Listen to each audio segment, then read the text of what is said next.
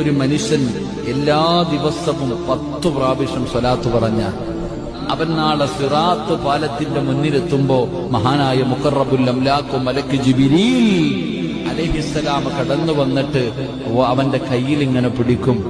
അവന്റെ കയ്യിൽ പിടിച്ചിട്ട് പറയും, വാടാ ചങ്ങാതി, ഞാൻ കൊണ്ടുപോകാൻ നിന്നെ സ്വർഗത്തിൽ. കാരണം നീ മുത്തുനബിയുടെ പേരിൽ സ്വലാത്ത് പറഞ്ഞവനാ, നീ അള്ളാഹുവിന്റെ പ്രവാചകൻ സ്വല്ലല്ലാഹു അലൈഹി വസല്ലമ തങ്ങളെ സ്നേഹിച്ചവനാ. അവന്റെ കയ്യിൽ പിടിച്ചിട്ട് സ്വർഗത്തിലേക്ക് കൊണ്ടുപോകുമെന്ന് മഹാനായ നബിയുനാ റസൂൽ